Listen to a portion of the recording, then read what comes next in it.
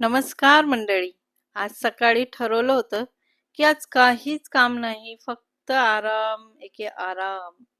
पण आपल्या बायकांच्या नशिबात आराम असतो का हो? डोळे उघडायच्या आधीच मेंदूची यादी सुरू होते. नाश्ता काय, दुपारचं काय, संध्याकाळचं काय. मग म्हटलं चला पहिला बाजाराचं उरकूया. आणि बाजारातून पहिला ना चांगले मस्त ताजे बोंबील आणले.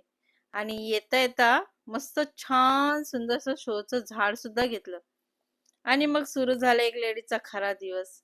स्वयंपाक, घरकाम आणि सगळ्यांची काळजी. आपण महिलांचा दिवस कधी संपत नाही, नाही का? चला तर मग आजचा दिवस पाहूया.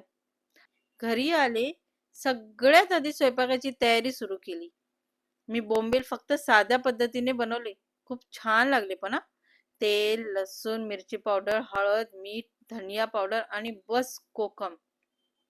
कधी कधी साधेपणातच खरी चव असते. घरातल्या सगळ्यांना आवडेल अशी भाजी बनवणं म्हणजे फक्त स्वयंपाक नाही, तो प्रेमाचा भाग असतो. पण खरं सांगू का, घरच्यांनी वा छान झाली भाजी म्हटलं की सगळी मेहनत वसूल होते. स्वयंपाक झाला की काम संपतं का? नाही ना. भांडी, झाडू, पुसणं, कपडे धुणे, सगळ्यांची आवरावर. लेडीजचं काम म्हणजे एक न संपणारी यादीच आहे. घरातील प्रत्येक गोष्ट व्यवस्थित असावी म्हणून आपण सतत धावत असतो. पण कोणी आजारी असेल तर काळजी, मुलं, सगळ्यांच्या आवडीनिवडी. कधी कधी वाटतं आपल्यासाठी वेळच नाहीये, पण तरीही आपण हसत राहतो. आज मी एक शोचं झाड आणलं.